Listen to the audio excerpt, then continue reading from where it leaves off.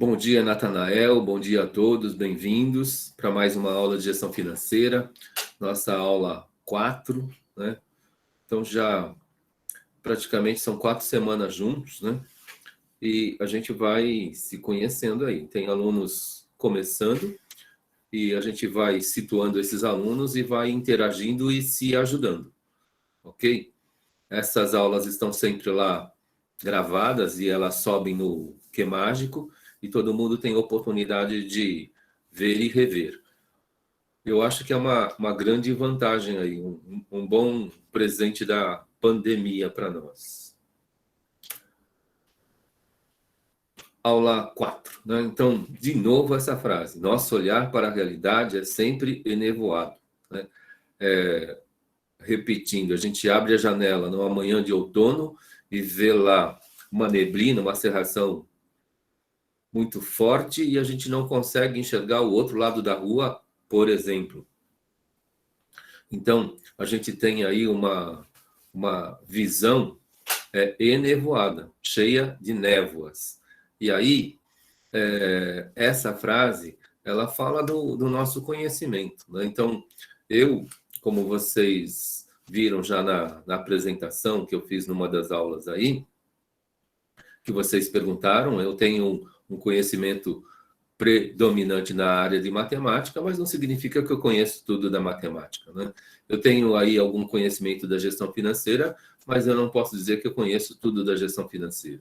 Então, a gente precisa estar, né, sempre aberto para o aprendizado. Então, desde 2008, se não me falha a memória, então o mundo tem essa comanda, né? Então, todo mundo precisa estar aberto para aprender, né? A palavra em 4 pilares da educação da ONU, né, pela Unesco, a palavra aprender aparece 5 vezes. E a palavra ensinar não aparece mais, né? Então, para quem está atualizado nas questões de professar, de ser professor, a palavra ensinar não aparece mais. Agora é disposição para aprender sempre. Então, por que a gente tem esse olhar enevoado? Quem tem um conhecimento pleno, esse acho que pode estar aí com os pés no céu, né? E quem está aqui na Terra tem muito que aprender sempre. Então, o quiz 4 eu acabei de subir, ele já está lá no Que Mágico. Esse é o primeiro quiz que vale 10 pontos, né?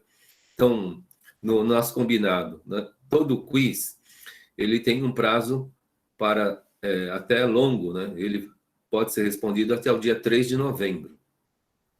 Mas para que vocês recebam a nota 10 ou a nota plena de cada quiz, cada um dos quizzes que foram nas aulas anteriores, 1, 2 e 3, ele tem uma quantidade de pontos variada. Mas esse quiz 4, ele vale 10 pontos, né? Acertou tudo e respondeu até quarta-feira da semana que vem, então vai receber a nota 10.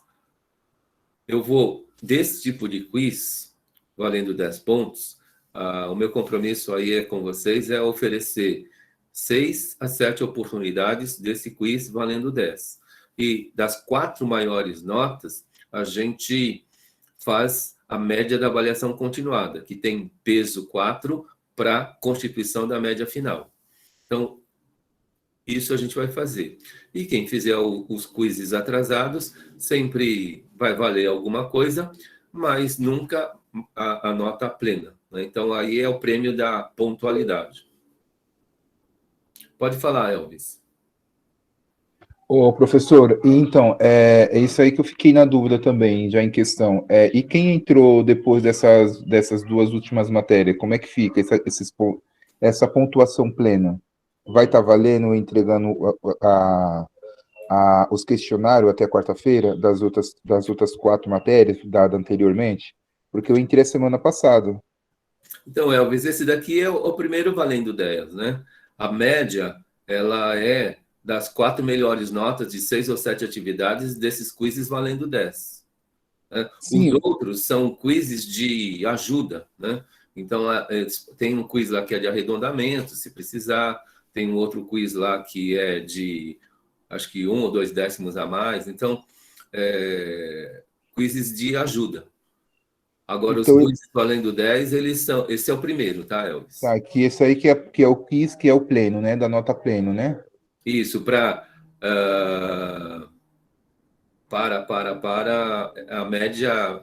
Então, as 4 maiores notas desses quizzes valendo 10 é que vão constituir a média da avaliação continuada, Elvis. Tá, entendeu? Tá? Então, eu acho que não prejudica ninguém. Talvez é questão de estar conversando com aqueles que entrarem daqui para frente. Se não me engano, até a semana que vem ainda pode entrar aluno, né? Pela legislação brasileira, né? Então, até a semana que vem, nós podemos ter um aluno novo. As matrículas, elas se encerram na semana que vem. Sempre encerram na semana 5, normalmente, tá bom, gente? Virando a página aqui. Qualquer coisa é só perguntar, fiquem à vontade. Então, a nossa aula sempre vai ser por aqui. O link dessa aula, pelo Google Meet, ele é um link permanente. Ele sempre vai estar lá na primeira sessão do nosso Que Mágico. A pessoa pode acessar esse link. Esse link também ele pode estar guardado num outro Zap que vocês possam estar fazendo.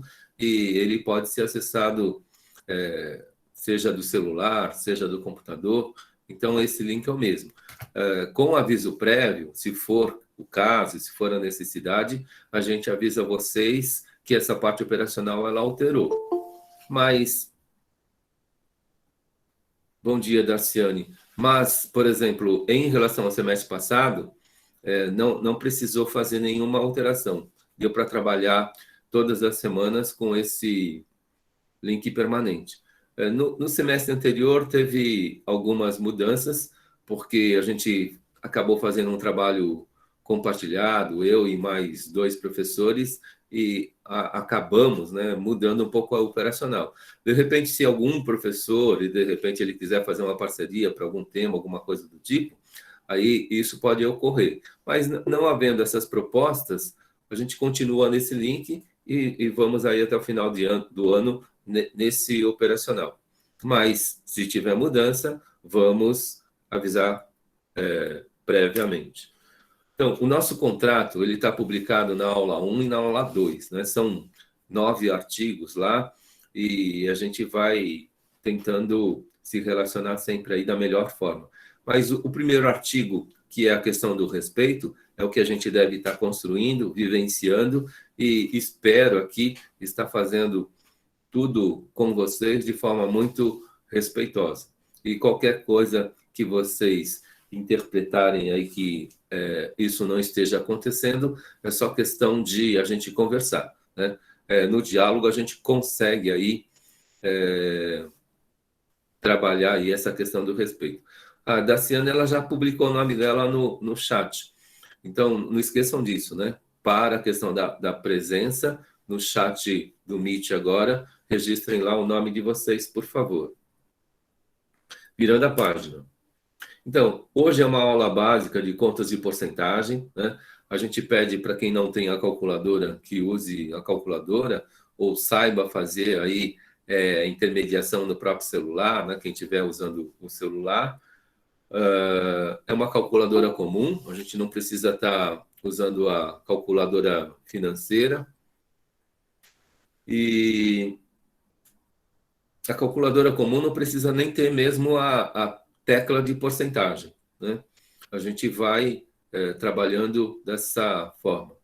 Hoje aqui a gente vai estar trabalhando a questão de o básico aqui de demonstrativos financeiros, inclusive o de resultado. Então, é mais ou menos esse trabalho que a gente vai estar fazendo hoje aqui. Feedback do quiz 3, né? Basicamente, ó, no quiz 3, eu fiz uma pergunta sobre competência e a gente tem 3 acertos, né, sobre a questão de competência.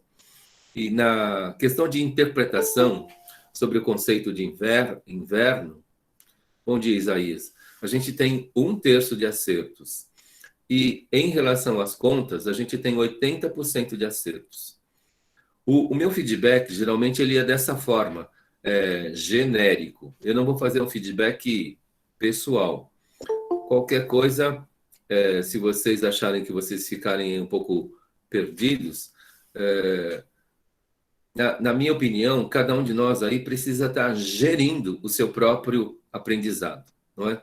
Então, quando eu falo, né, que na questão de competência a gente tem 26 respostas e 3 acertos, o que acontece? Então, existem muitas pessoas que confundiram a resposta. E eu vou estar esclarecendo isso de forma genérica, sem apontar o dedo na cara de ninguém. Depois, a questão da interpretação. Bom dia, Camila. A questão da interpretação é 1/3, né? Quando eu pergunto sobre o significado da palavra inverno. Aí, vocês precisam estar se autoavaliando, pensando, faço parte de 1/3 que acertou ou errou. E na questão das contas também. A gente vai estar dando feedback aqui, a gente vê a parte operacional e vocês vão compreendendo aí o que fazem. E aí, cada um de vocês pode estar gerenciando esse acerto. Eu costumo dizer que em atividades matemáticas é muito fácil a gente saber a questão do acerto e do erro. Mas, se vocês acharem que esse genérico não está bom, a gente vai conversando. Porque, geralmente, quando eu faço de forma pessoal, a gente trabalha a questão da exposição, e isso deve ser evitado. Gente, falando da primeira questão, competência 7. A educação no Brasil, ela tem 10 competências gerais. A competência 7, ela fala sobre argumentar com base em fatos, dados e informações confiáveis para formular, negociar e defender ideias, pontos de vista e decisões comuns que respeitem e promovam os direitos humanos, a consciência socioambiental e o consumo responsável em âmbito local, regional e global, com posicionamento ético em relação ao cuidado de si mesmo, dos outros e do planeta. Isso é uma competência geral para todos os brasileiros. São 10 competências que a gente deve estar construindo.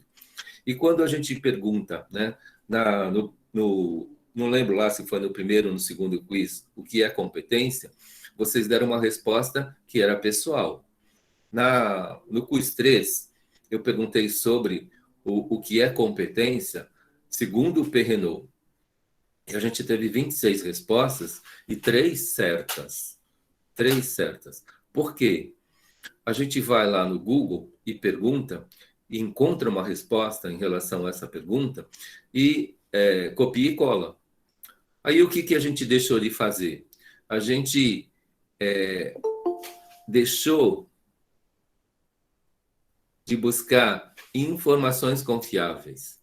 A gente achou uma resposta e considerou aquela resposta como certa e publica aquela resposta como certa. Então, a impressão que eu tenho é que quase todo mundo fez isso. Existe lá um artigo que vocês encontraram. Eu fiz hoje a busca para esse teste. Tem um artigo lá da Isabel não sei o que lá, e ela define competência segundo o Perrenot. No semestre passado aconteceu a mesma coisa. Tinha lá uma outra pessoa que aparecia em primeiro lugar e ela também definia a competência segundo o Perrenot de forma errada. Então, essas duas pessoas, apesar de ter artigos publicados, não são artigos que, nesse conceito do Perrenot, essas pessoas acertaram, né? Então, o que acontece? O que a gente precisa tentar fazer? Buscar na fonte, não é? Se a gente realmente busca no plural, competência segundo Perrenot, existe uma opinião que não é da fonte, que é alguém que leu e interpretou Perrenot, construiu um artigo e publicou esse artigo. Agora, será que ela fez a leitura certa, né, do conceito do Perrenot e publicou de forma correta, né? E, nesse caso, para a primeira resposta de busca, o que acontece? Ela errou. Eu conheço essa competência 7. Por exemplo, eu tenho ela no meu arquivo do computador, mas se eu faço um teste, né, como eu fiz hoje, de estar buscando esse conceito e mostrar para vocês esse conceito, aí eu fui no primeiro link, tinha problemas. Fui no segundo link, tinha problemas. Fui no terceiro link, tinha problemas. Fui no quarto link, tinha problemas. Eu tive que buscar em vários locais. Então, não é todo mundo que, de repente, faz uma interpretação e publica uma interpretação correta. A gente precisa tomar muito cuidado, né? A questão das fake news, elas têm essa origem, né? A gente encontra uma informação e considera aquela informação, aquela fonte confiável, mas ela será que é?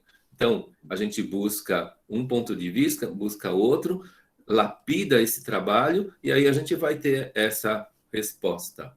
Então, nesse quiz 4, a pergunta da competência, ela aparece de novo, segundo o Perrenot, a mesma pergunta. E agora eu vou fazer vocês buscarem essa resposta, não só na primeira resposta que vocês encontrarem. E eu não vou falar agora qual é a resposta certa. Tá claro aí para vocês o que aconteceu em relação a essa pergunta teórica sobre o que é competência?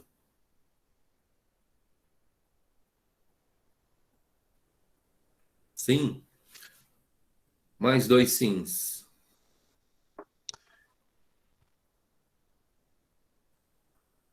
Legal. Então, tomem cuidado com tudo que vocês... O Google, ele responde tudo, né? E vocês podem ver aí, para uma consulta que vocês fizerem, de repente aparece 14 mil respostas. Mas será que todas elas estão corretas? A gente precisa construir essa competência 7, competência geral da educação no Brasil, no nosso dia a dia, né? A gente está num banco universitário agora e a gente não pode ser mais aquela pessoa que lê uma manchete e acha que naquela manchete aquilo que lá está escrito está correto. Falando da pergunta sobre inverno, né? Então, alguns de vocês publicaram a definição de inverno, né? E o significado de inverno na fábula não é o que a gente encontra no dicionário, né? Existe uma simbologia. Na fábula da cigarra e da formiga, a cigarra tem um símbolo, uma metáfora, um significado. A formiga tem um símbolo, uma metáfora e um significado. E o inverno tem um símbolo, uma metáfora e um significado. E aí, se alguém fala que o inverno nos induz a trabalhar mais, não está respondendo o significado da metáfora na fábula. Aí a gente é uma questão de leitura e interpretação, e isso é muito importante. Se vocês forem fazer aí testes em empresas, testes, prestar concurso, então isso é muito importante, né? Quando a gente encontra lá uma pergunta, um conceito segundo um determinado autor, esse conceito segundo esse determinado autor, ele precisa ser exatamente o conceito do autor, não é? Não é aquilo que eu acho que é o conceito do autor. E a questão da palavra inverno na fábula, ela é dificuldade, como a maioria de vocês, 2/3 responderam corretamente. E depois, crise também, né? O inverno, na fábula da cigarra e da formiga, é uma situação de dificuldade, uma situação de crise, que na carreira, na vida, na gestão financeira de uma pessoa, sempre vai surgir, né? Então, o inverno tem essa simbologia. E o inverno também não é uma meta. O inverno é um fato que acontece na vida das pessoas. O inverno, talvez esse ano de 2021, muitas pessoas tenham conhecido o inverno de fato, mas na fábula não é essa a situação. E se a gente fosse reescrever essa fábula para o Brasil, poderia estar falando aí de um momento de inundação, né? Em vez de falar do inverno, poderia estar falando de um momento de desmoronamento, né? E não usaria a figura do inverno. Mas é uma situação de dificuldade, é uma situação de crise que aparece aí na vida das pessoas. Então, o ler e interpretar, ele é muito importante, inclusive para a gestão financeira. E por último, as contas, né? Então, 80% de vocês acertaram, e a gente vai estar reforçando essas contas aqui agora, hoje também. Virando a página. Então, com isso eu concluo o feedback. Para hoje, nas contas que a gente vai fazer, né? Então, a primeira questão, e a gente vai interagir. Eu publico essa questão, vocês vão estar com a calculadora na mão ou fazendo cálculo mental. Tem essa pergunta: ao final de um período de 12 meses, uma entidade, I, ou F, ou C, qualquer que seja, com uma receita de R$40 mil, tem em caixa uma sobra de R$2.000, ou, em outras palavras, um resultado positivo de R$2.000. Qual foi o percentual desse resultado em relação à receita obtida nesse período, né? Para ficar claro. Vocês calculem, por favor, publiquem as respostas ou abrem o microfone, e aí com 4 respostas a gente comenta.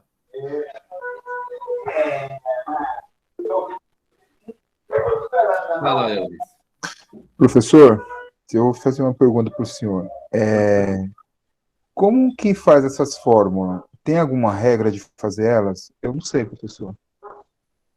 Então, a gente vai ver aqui. A gente já comentou nas aulas anteriores que, em relação à porcentagem, existem aí, na minha pesquisa, 18 formas de fazer, tá, Elvis? 18 formas de fazer. E, às vezes, a gente aprende na escola a regra de 3, que é a mais utilizada, né? E a regra de 3, ela ajuda na maioria das situações. Mas não é necessário que a gente use todas as vezes a regra de 3. E você pode estar fixando a regra de 3 ou outros conceitos que tiver acontecendo aqui. O que eu tentei trabalhar? Uma das fórmulas, o cálculo mental, usando aí a questão do deslocamento da vírgula, que é uma das formas de fazer. E aqui a gente vai... tem um autor, se não me engano, ele é um autor de rádio. O nome dele é Hélio Ribeiro, ele já é falecido. E acho que a melhor receita é aquela que a gente sabe fazer. Então, se existe muitas receitas, no caso da porcentagem 18, eu não preciso saber todas. Eu preciso ter a competência de usar uma, né? E usar uma bem. E a gente vai vendo aqui formas e formas de fazer. Espero que dessa forma não confunda vocês. A ideia é ampliar o olhar aí. Então, se eu tenho o meu olhar enevoado para 17 formas de fazer, ou para as 18 formas de fazer, que eu tire a névoa de pelo menos um e use esse um. Geralmente, o que é mais básico é a regra de 3. E a gente pode estar falando dela aqui operacionalmente. Agora, alguém já tem resposta para essa questão 1? Dessa introdução que a gente está fazendo? Pensando em resultado?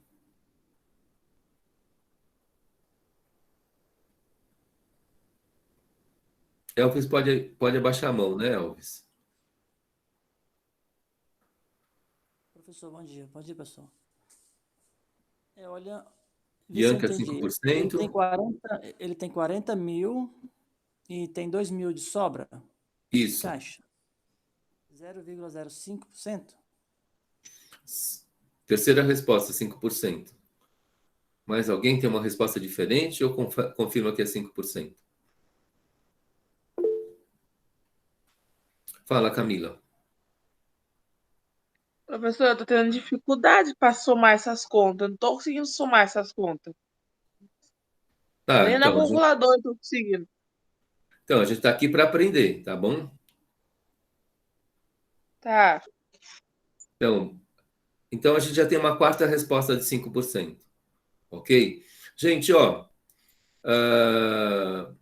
tentando pensar, voltando a falar sobre cálculo mental, né? 40 mil. Todo mundo está vendo lá 40 mil. Se a gente fosse escrever aqui 40 mil, seria assim, 40,00 mil. Tudo bem? Isso é uma forma de publicar o número 40 mil. Naquela estratégia que eu falei para vocês sobre deslocamento de vírgula, a gente pode ter uma situação que é assim, ó. Deslocar a vírgula para a esquerda, a gente está diminuindo o número. Então, fica 4,000. Mil. Como o nosso sistema é decimal e a gente faz o deslocamento da vírgula uma casa, esse número diminui 10 vezes. Quando a gente faz esse número diminuir 10 vezes, a gente encontrou 10%. 10% é uma décima parte. Esse raciocínio está claro para todo mundo? Desloquei a vírgula para a esquerda, o número diminuiu. Diminuiu quanto? 10 vezes. Se diminuiu 10 vezes, o que a gente encontrou aí é 10%. Está claro para todo mundo? Eu entendi. Para calcular professor, 10%. Oi, Elvis? eu estou fazendo na raça. Então, no caso, fica 40 mil vezes os 10 que o senhor está falando, é isso? Estou entendendo? Ou estou entendendo errado? Elvis. Ó, olha lá. Eu escrevi 40 mil, certo? Publicado. No texto está 40 mil. Depois eu reescrevi o 40 mil com 40,00 mil. Não é? Porque a vírgula pode ser inferida. Ela existe, ela sempre está num número. E o 00, vários à direita e vários à esquerda, eles sempre estão lá. Consegue visualizar isso, Elvis? Espera aí, deixa eu abrir aqui que eu estou no celular. Então, nessa parte, está os 40 mil, você colocou 40,20 só, né? Isso. Que é igual a... Não, maior, ficou 4 mil. É isso que eu entendi? Então, eu desloquei a vírgula do 40 mil uma vez para a esquerda. Só desloquei a vírgula, tá, Elvis? Ah, entendi, tá, entendi. Então, se você tirou dos 40 mil para 4 mil, que é equivalente a 10%. Isso. Quando a gente desloca a vírgula uma casa, a gente encontrou 10% de qualquer número. Ah, entendi, tá bom, tá. Então, essa parte aqui eu entendi. Tá claro essa forma de fazer? Essa parte aí deu uma 10% de qualquer melhorada. número. E se a gente Sim, deu uma encontrou melhorada. 10%, o que é metade de 4 mil? Metade de 4 mil não é 2 mil? É 2 mil, que dá 5%. Que dá 5%. Ah, entendi. Tá, por Tá? base A assim, gente eu fez o quê? entendi. Um cálculo mental usando a estratégia do sistema decimal de aumentar 10 vezes ou diminuir 10 vezes. Tá, nesse caso, usando a vírgula. Então, em qualquer fórmula que eu for fazer na gestão, na conta dessa área, eu vou só diminuir a vírgula, andar uma vírgula para a esquerda. A gente, de todos os caminhos, não é? O que acontece? Nesse caso, a minha sugestão é que esse caminho é mais fácil. Eu poderia estar aqui montando a regra de 3 e a gente ia encontrar os 5% usando a regra de 3.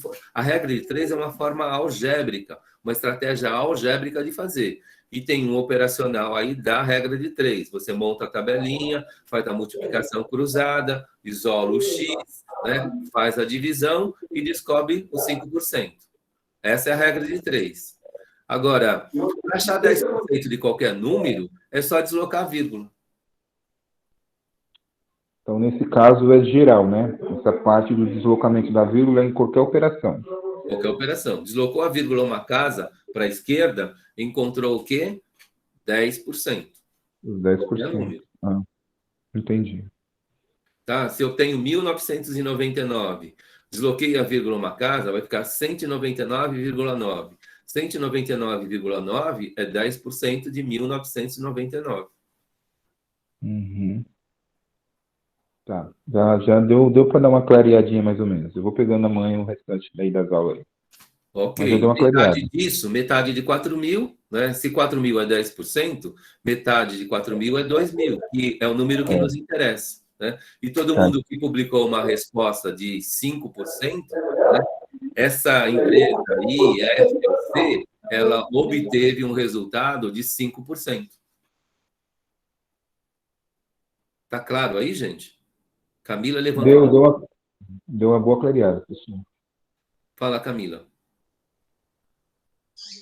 Professor, então fica assim, 40,00, aí fica 4,3 zeros depois, e embaixo 2,000. Então, eu só estou fazendo vocês mentalizar isso, tá, Camila? Qualquer número, deslocou a vírgula para a esquerda, uma casa é 10%.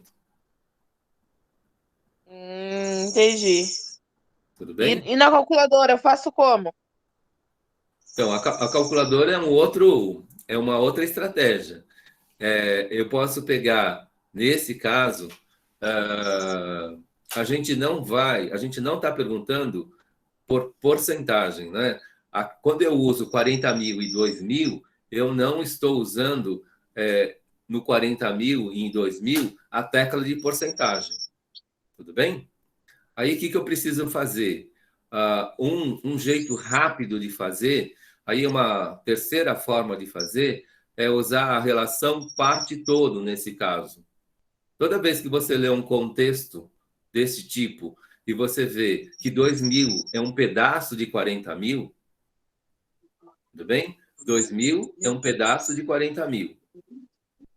Todo mundo concorda? Tá bom, professor. Quando Concordo, 2.000 é professor. um pedaço de 40.000, o que a gente faz? A gente pega o 2.000 e divide por 40 na calculadora. Então, vai digitar 2, né, dividido por 40 igual. Aí vai dar 0,05. Fizeram isso na calculadora? Fez isso, Camila? Eu fiz, pro. Pega 2, Eu divide. não, eu pego o 2,000. Não, você pode digitar só 2. 2 dividido por 40. Dividido por 40. Vai dar Dá, 0,05. dá 20. Não. 2. Tem mais alguém fazendo? Deixa eu pegar a calculadora aqui, professor. Não dá 20, não. 2 dividido por 40. Não é 40 dividido por 2. É 2 dividido por 40. 0,05. Exatamente. Não é? Gente, ó, quando a gente pega parte e divide pelo todo, a gente encontra um número índice 0,05. Como a gente está falando de porcentagem, então o que a gente faz? Multiplica por 100. O 0,05 multiplicado por 100 dá 5. Então, qual que é a resposta? O resultado é de 5%. 2 dividido por 40, né? Dá 0,05. Tá bom. Que é o número índice, né, dessa relação parte todo. Vezes 100 dá 5%. Esse é o jeito Professor, da calculadora. Fala, Elvis. então nesse caso, se eu pegar qualquer outro número para dividir por ele maior, para dar a porcentagem, eu divido o menor pelo maior, né? Isso. Toda vez que você lê um contexto e você vê que aquele pedaço menor ele é um pedaço do maior, é a relação parte todo. Tá, então no caso eu tenho que fazer o quê? No caso aí, como é o 2, eu tenho que fazer o número menor dividido pelo número maior. Seja Exatamente. ele quantos números tem dentro da casa, né? Na regrinha da casa. seja qual for. Isso é importante que você falou, né? Quando a gente fala assim, 40 mil com 2 mil, são dois números da mesma unidade, né? Então, 2 mil eu posso dividir por 40 mil. Então, eu posso dividir 2 por 40. Né? Dividir Repete. 2 por 40 dá o 0,05. Aí a E aí eu- Karina explicou no chat a conta, né? 2 dividido por 40 dá o 0,05, vezes 100, vai dar os 5. Vai dar 5. Que, porque foi multiplicado por 100, é 5%. Entendeu? Tá? Se a gente ler lá na manchete 5%, 5% é 5 dividido por 100. E 5 dividido por 100 é 0,05. 0,05 é o número índice de 5%. Posso virar essa página, gente? Pode, professor. Qual foi o Professor, resultado aqui, gente? antes do senhor virar a página, reexplica de novo essa parte do 5 e o 100 que o senhor acabou de falar aí. Por gentileza. Sim. Então, ó, se você ler numa manchete 5%, né, toda vez que a gente lê qualquer número 5%, o que a gente está lendo? É 5 dividido por 100. O que significa o símbolo porcento? Aquele zero inclinado com a barra zero. Aquilo lá é dividido por 100. Então, 5 com aquele símbolo por cento, vou colocar ele aqui, ó, 5%, ele é igual a 5 dividido por 100. E 5 dividido por 100 é o 0,05. Ok, então nesse caso eu posso fazer essa forma em qualquer outro tipo de conta dentro desse contexto que você está passando aí.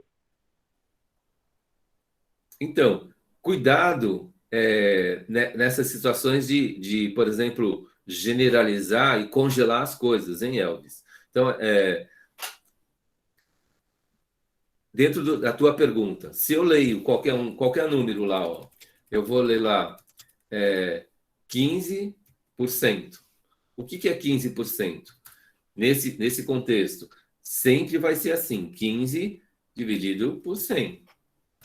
Ok? 15%, ele é 15 dividido por 100. Por que a matemática não escreve dividido por 100? Porque é mais fácil de representar, mais fácil de visualizar, né, o símbolo porcentagem. Então, 15%, na verdade, está dizendo para nós que é 15 dividido por 100. E o 15 dividido por 100 é o 0,15, o número índice de 15%. Fala, Camila. E esses 12 meses, entra onde? Então, aqui ele está dizendo, geralmente quando a gente faz uma medição de resultado, em geral, né, a gente fala de um resultado anualizado. Então, a ideia aqui dos 12 meses, ele não entrou na conta, mas a gente pode fazer uma interpretação que foi um resultado de 5% em um ano, ou 5% ao ano.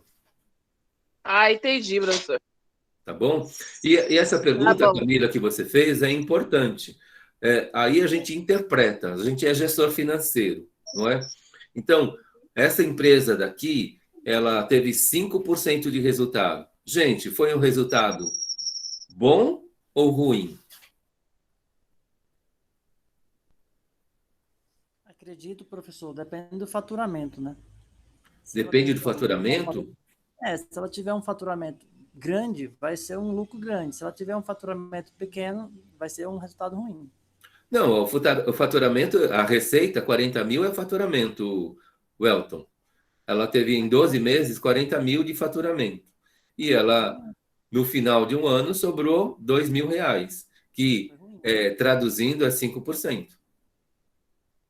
É um resultado positivo, sim. Mas nesse caso, Agora, é bom ou é ruim, gente? É um resultado bom. Na minha perspectiva, é um resultado bom. Eu acho que depende do porte da empresa, né? Depende do porte da empresa. Gente, ó, sempre a gente precisa estar comparando com uma outra situação, não é? E nesse caso, para nós aqui iniciantes, qual é a primeira situação? Eu não estou falando da melhor comparação, eu estou falando de uma comparação inicial, tudo bem? Eu poderia ter dinheiros aplicados, né? Valores aplicados, e nesses valores aplicados, ao final de um ano, ter 6% na poupança. Está claro isso? Ao final de um ano, eu poderia ter 6% na poupança. E esse resultado dessa empresa I, F ou C, ela foi de 5%. Ele foi um resultado menor do que se o dinheiro tivesse parado na poupança. E sobre esse ponto de vista, esse resultado, ele não foi bom. Tá claro isso? Tá claro. A gente precisa pensar na nossa gestão financeira, né? Todo mundo fala, e é verdade, a poupança não é a melhor aplicação, né? Ela não consegue recuperar, em muitos anos aí, nem o valor da inflação, né? Então, se ela recupera o valor da inflação, o nosso patrimônio continua do mesmo tamanho. Então, deixei o meu dinheiro sendo alimentado financeiramente pela poupança e ela conseguiu empatar com a inflação, o nosso patrimônio ele ficou igual, ele não cresceu, né? E nesse caso, essa empresa, ela teve o quê? Ela teve 5% de resultado, que é menor que a poupança. Se fosse um olhar mais antigo, né, olhando só o número frio de resultado, então ele vai falar assim que foi pior, né, porque se eu tivesse deixado parado na poupança, eu teria um rendimento de 6%. Tá claro? Agora, trazendo um pouco do nosso contrato pedagógico que fala sobre a sustentabilidade, artigo 3, e atualizando isso para nova gestão. Se a gente fala do ESG,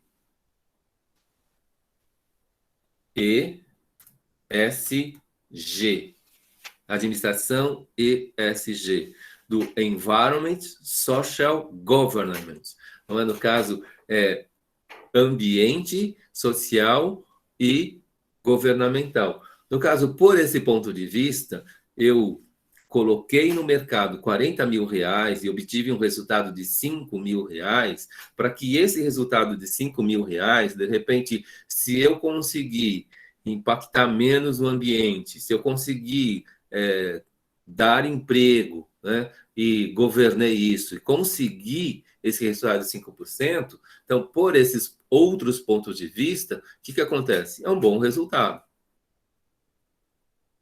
Agora, se eu não dei emprego nenhum, se o ambiente ele não mudou nada, então aí já é alguma coisa que era melhor ter deixado parado na poupança. Tudo bem, gente? Então, a gente precisa começar a ler e interpretar também a realidade financeira. Não é só falar assim dos 5% como resultado, né? Isso também precisa ser interpretado. Posso virar a página? Pode. Virando a página aqui. Gente, ó, isso que vocês fizeram em termos de resultado e deu 80% de acerto no quiz 3, né? Então, eu tenho um valor de investimento que ele é remunerado a 0,5%, né? E gerou 6 mil reais. Qual é esse número que, aplicado 0,5%, ele gerou 6 mil reais? Façam essa conta aí para mim, por favor.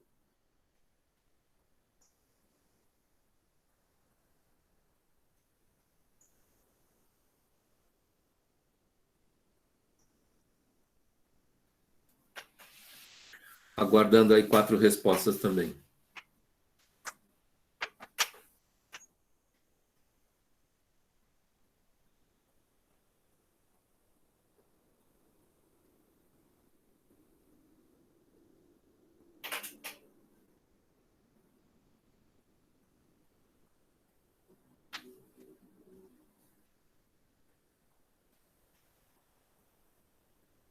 Essas contas foram feitas no quiz 3, com valores diferentes, é claro.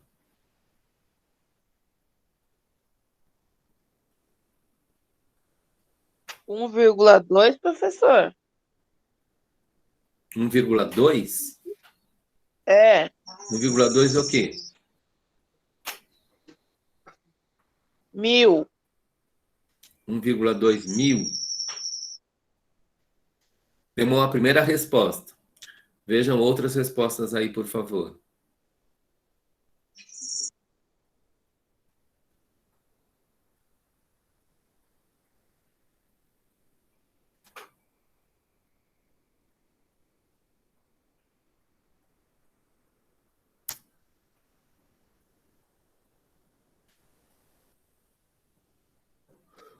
Gabriel Vicente, 1.200.000.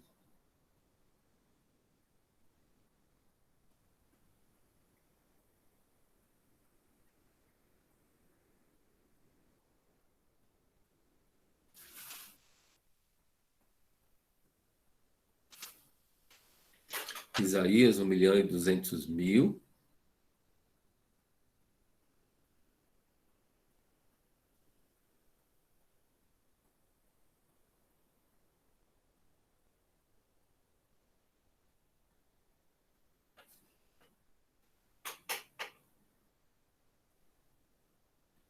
O Will já calculou a segunda, 500.000. 120.000, professor? Eu não ouvi. Alguém abriu o microfone e falou e eu não ouvi. 120.000. Tá baixo esse áudio. Desculpa. 120.000, professor? 120.000? Tá, 4 respostas aí, gente. Quinta resposta, 1.200.000. Gente, ó, falando das respostas, se vocês fizerem essa conta, 1.200.000, como a maioria de vocês publicou, e vocês multiplicarem aí por 0,5% igual, né? Isso daqui seria a prova dos 9. Eu vocês acharam o valor de investimento, 1.200.000, e multiplicaram por 0,5%, né? E vocês vão encontrar essa resposta de 6.000, que é a prova da resposta que vocês encontraram. Então, para quase tudo na matemática, dá para fazer essa prova real. Sim, né? A operação inversa. Perfeito. Ok?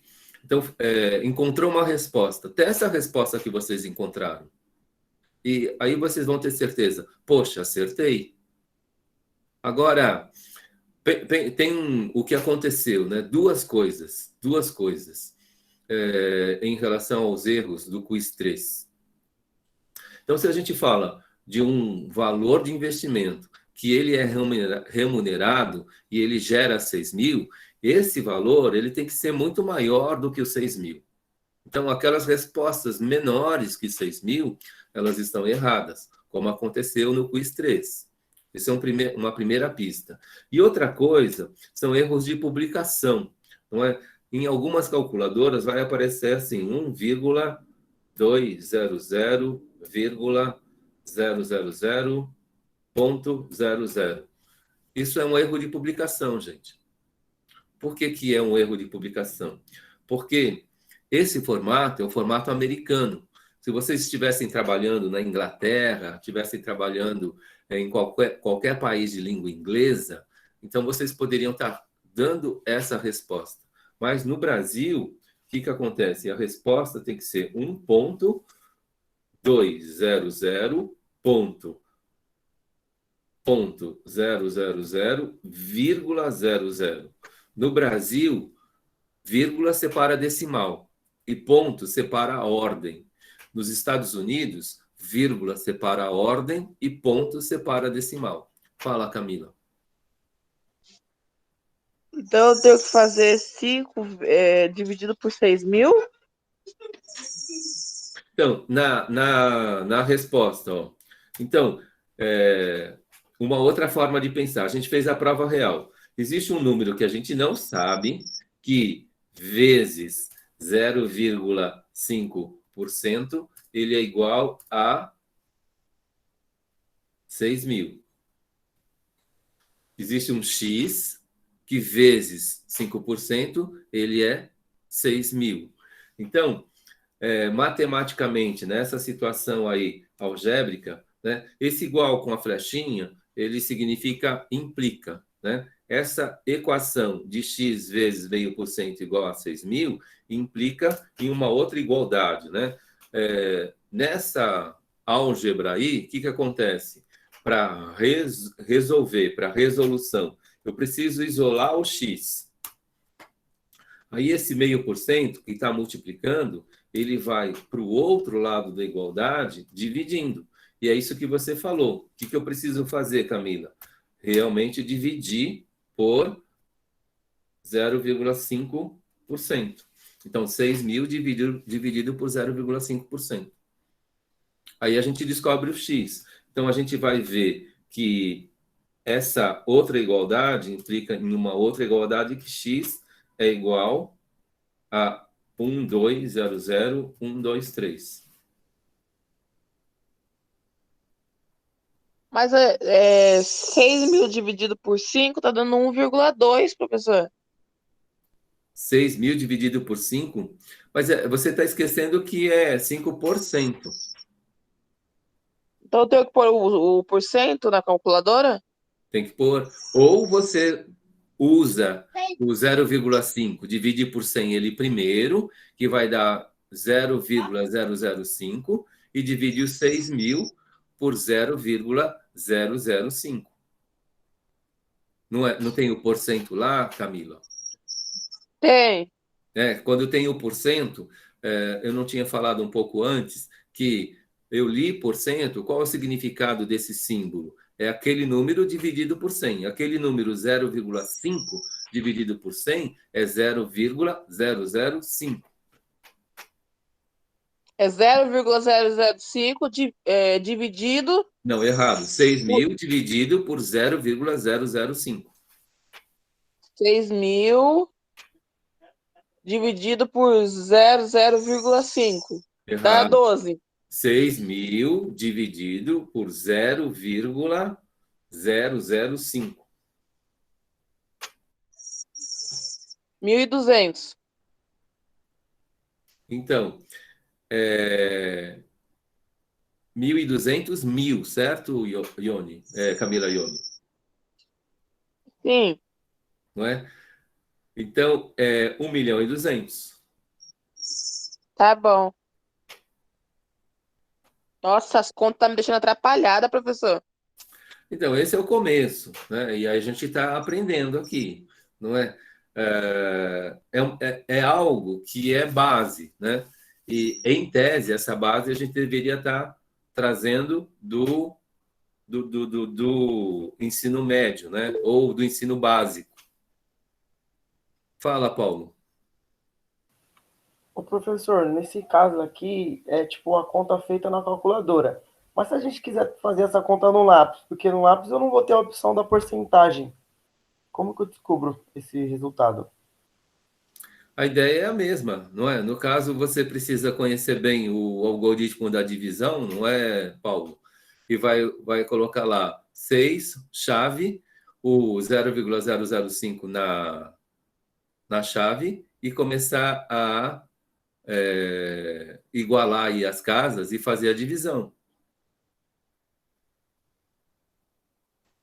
Tá bom, professor, obrigado. Não é? Se você tem lá o algoritmo da divisão, é algo que, em tese, a gente não deveria estar exercitando aqui. Mas se eu pego lá o 6.000, não é? Eu não tenho aqui como quer dizer, pelo menos eu não sei, né? Colocar aqui a chave, né? Mas eu vou colocar lá dividido por 0,005, não é? 5%, né? Esse meio dividido por 100, esse meio dividido por 100 é o 0,005. Aí, quando a gente arma, não são 3 casas, eu vou trazer essas 3 casas para onde tem a vírgula, tudo bem? Vou transformar esse 0,005 em 5. Quando eu faço esse deslocamento de casa, significa que nesses 6.000, eu vou acrescentar aqui mais 3 zeros também.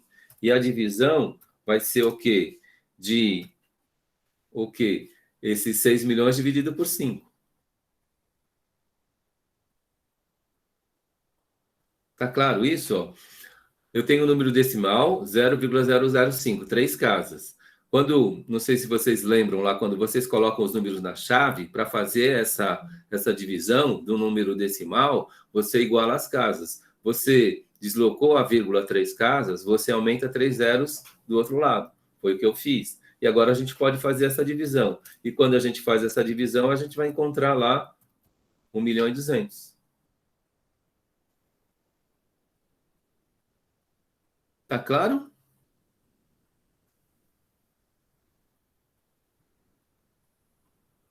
Ô, professor, isso confunde a cabeça da gente, sabia? A Essa divisão? essa parte de divisão confunde muito a cabeça. Que essa questão do 6.000 dividido por 0,005, a gente sabe que é metade de 5%. Entendeu? Mas quando chega na base da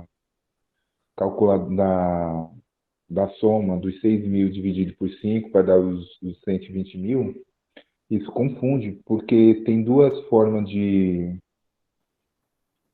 fazer ela aí. Bom, na minha visão de vista, eu acredito assim, seria mais fácil dar uma fórmula para facilitar, entendeu? Os resultados.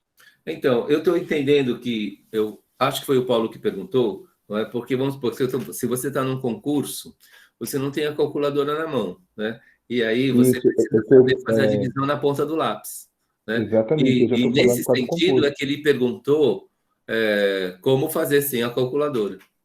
Uhum, exatamente, eu perguntei justamente por causa do concurso também. Porque eu já me deparei com uma situação como essa e eu fiquei todo perdido. Num concurso também. Então, e aqui, ó, por exemplo, é questão de exercitar, né, Alves? A gente fez muito desse tipo de exercício lá atrás e agora a gente está recordando, né? Então, esse dedicar tempo para isso, vocês precisam estar buscando fora daqui. Mas só recordando, se eu tá lá armado na chave 6.000 dividido por 0,05 ou 6.000 dividido por 0,5%, que na verdade é 6.000 dividido por 0,005, o que acontece? Vai dar lá o que? Os 120.000. Se eu desloco a vírgula 3 casas, eu aumento 3 zeros lá. Eu tenho o divisor, que é o 0,05, e eu tenho o dividendo, que é o 6.000. Desloquei a vírgula no divisor, que é o 0,005, então aumentei 3 zeros lá no dividendo. Então, na verdade, a conta é a mesma. 6 milhões dividido por 5 vai dar 1.200.000. Tá. Vou olhar isso aí depois. Tá? Gente, ó, o próximo investimento, ele é o mesmo raciocínio e vai dar aqueles 500.000 que alguém já respondeu, né? E aí, ó, no nosso segundo passo, antes de a gente retoma isso, mas eu posso esticar o tempo aqui, mas eu sei que no combinado é mais ou menos 1 hora. Então, eu só vou falar do próximo passo, que é a questão do contexto. Não é? Quando a gente fala que um resultado é de 5%, a leitura do contexto precisa ter mais elementos. Né? Não é só o texto pura e simplesmente, é mais tudo que está no entorno. Tudo que está no entorno. Uma coisa é a gente falar de 5% no contexto Brasil, um resultado de 5% no contexto Brasil. Outra coisa é falar de 5% no contexto americano. Outra coisa é falar de 5% no contexto japonês. Então, cada contexto, em cada situação, se vocês estiverem trabalhando aí numa multinacional com escritórios em 3 lugares do mundo, então o contexto de cada lugar não é o mesmo. E aí o resultado, apesar de ser 5% nos 3 lugares do mundo, poxa, no mundo todo, a filial A, filial B, filial C, elas estão com resultado de 5%.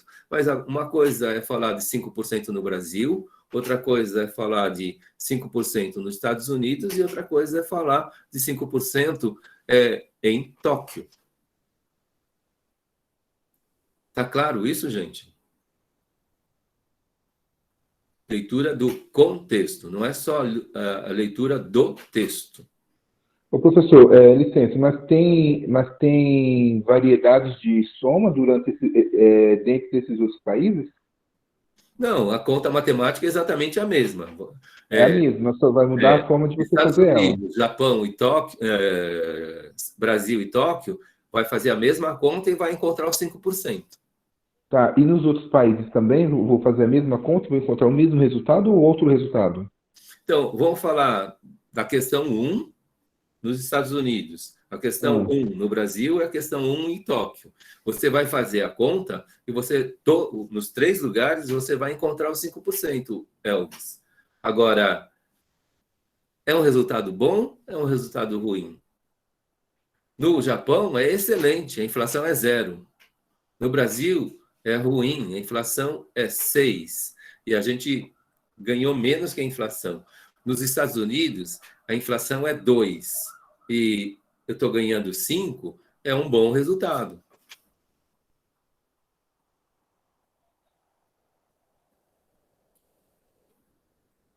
Ficou claro, Elvis? Ah, professor, esse negócio aí confundiu, porque, ó... Mais confuso agora. As 3 empresas, elas têm 40 mil de vendas no ano. Né? Tóquio, Estados Unidos e Brasil. E Sei. fechou caixa no final do ano é R$2.000. Então, nesses 3 lugares, vai dar 5% de resultado, Elvis. É a mesma conta. Conta, é a mesma conta, Agora, é o mesmo resultado. desconta a inflação no Brasil. Né? Então, você perdeu 1%. Desconta a inflação no Japão, você ganhou 5%. Desconta a inflação nos Estados Unidos, você ganhou 3%. Entendi. Então, na verdade, o Brasil é o que mais ferra com a gente, né? Então, a nossa economia agora não está estabilizada. A gente já teve economia estabilizada. E a gente já teve uma situação que foi muito pior, né? 85% por mês. Né? A gente está agora numa situação aí de 6, 7% ao ano de inflação. Né? Nessas 3 comparações, usando a tua palavra, o mais ferrado é o Brasil. Sim, tá. Então, eu entendi que a conta, vamos supor, deu 2.000 de lucro para o Brasil, deu 0. Mas no Tóquio, no Japão, deu um resultado bom. Nos Estados Unidos, deu 3.000, foi um resultado bom também, 3%. No Japão foi um resultado ótimo, né? E nos Estados Unidos, um resultado bom. Então, é a situação assim: você tem um resultado positivo, desconta a inflação. Continua positivo? No Brasil, não. Em Tóquio fica muito bom e nos Estados Unidos fica bom. Tá, então no caso, no Brasil, para ter um resultado bom dessa perspectiva de visão, quanto que eu teria que lucrar para me ter um resultado bom? Uns 15% por aí? Já seria excelente. Hoje, o que o pessoal fala, né? Se no Brasil, ultimamente, né, se a gente fala da média nacional, tudo que você ganhar acima da inflação, acima de 1%, já é um resultado bom. A inflação é 6%, você ganhou 7%, ele é bom, porque você tem aumento de patrimônio aí. Agora, se você desconta a inflação, teu patrimônio está menor, então não é bom. Agora, Existem vários casos aí no Brasil que a gente sabe, né, que o patrimônio ele está crescendo muito mais que a inflação. 15% é o que você colocou, e isso acontece no Brasil. As pessoas podem ter aí eu ouvi ontem um relatório da pecuária no Brasil. A pecuária no Brasil, há 8 trimestres, está crescendo 3% ao trimestre, gente. A pecuária no Brasil é um segmento que está crescendo 3% ao... São 8 trimestres crescendo 3% ao trimestre. Dá 12% ao ano, então está dando o quê? O dobro da inflação. É um super negócio. Sim, sim.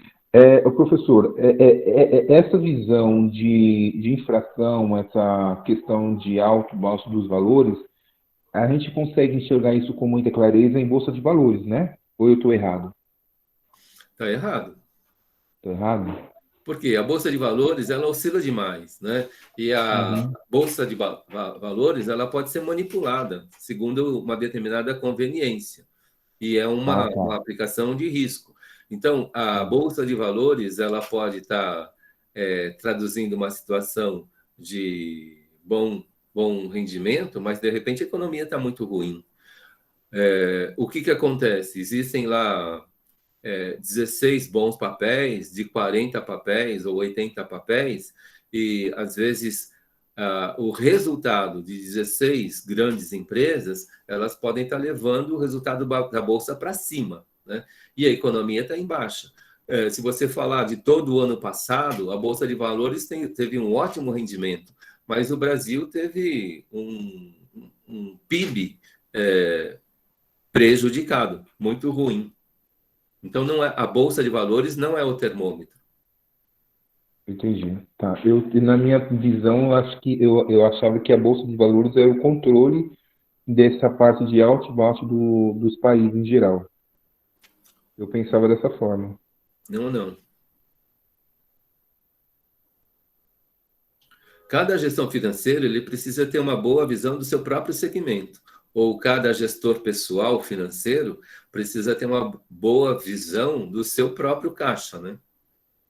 E aí, o que eu comentei na aula passada ou retrasada, o melhor indicador é o indicador pessoal. Se eu tenho a minha cesta básica que tem um maço de cigarro, então a minha cesta básica que tem um maço de cigarro significa que ela pode ter uma inflação mais alta.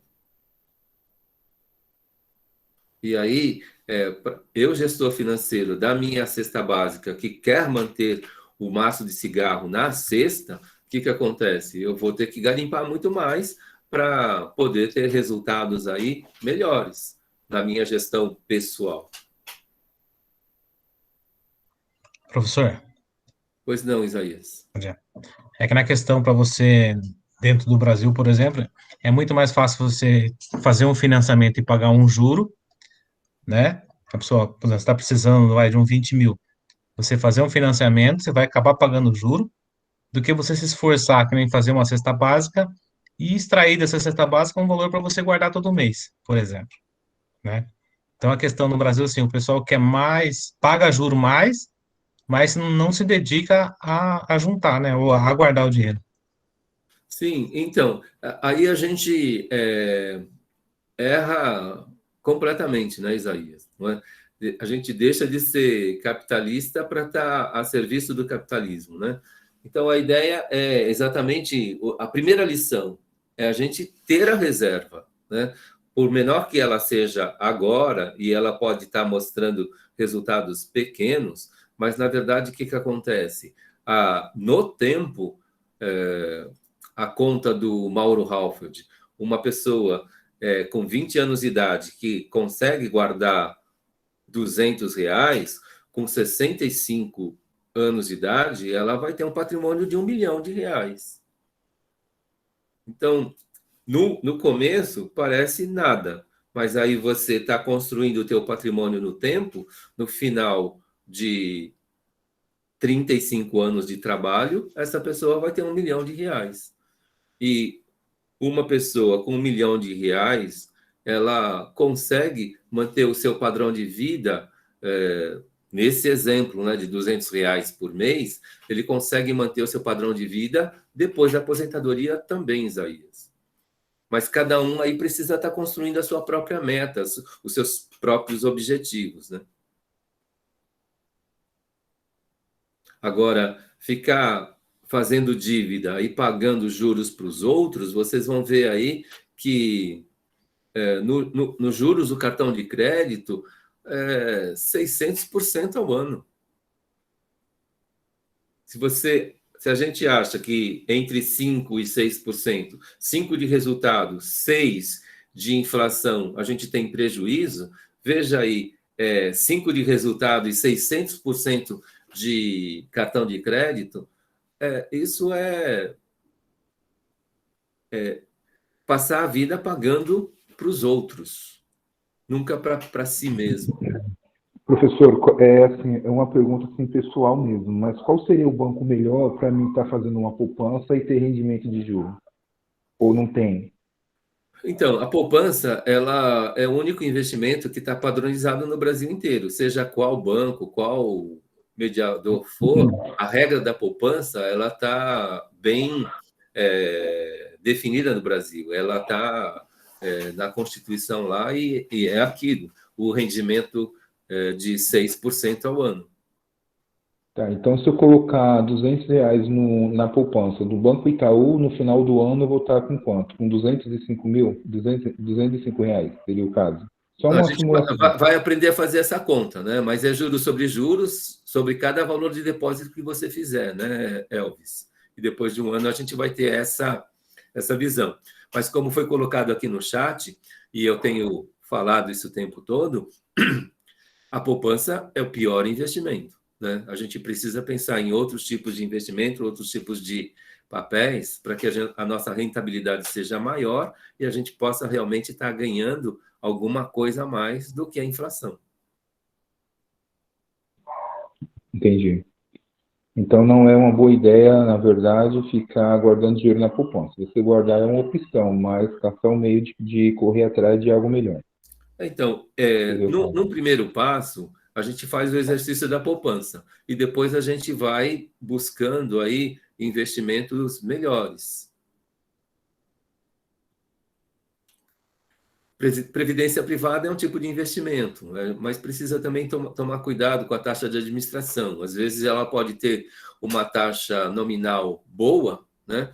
Mas a taxa de administração ela pode comer todo o resultado da taxa nominal, por exemplo. Então, a taxa de administração é um valor que a gente precisa estar de olho também. Não adianta nada, de repente, eu estar comprando um papel, qualquer que seja, que tem uma boa rentabilidade e depois tem uma taxa de administração que ela é alta e come o nosso resultado, né?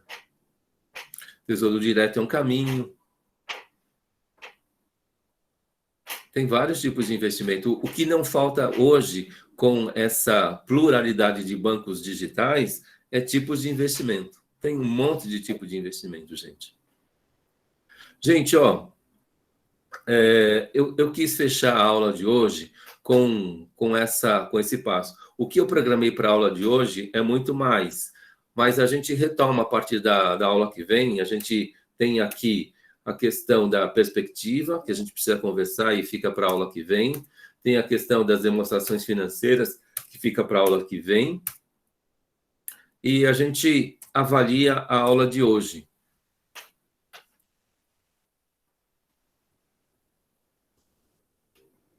Quatro palavras aí, 4 pessoas falando. Podem tacar pedras. Obrigado, Ianca.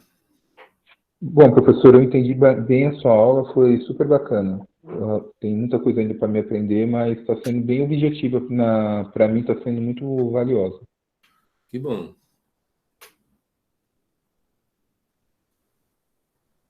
Mais 2 palavrinhas.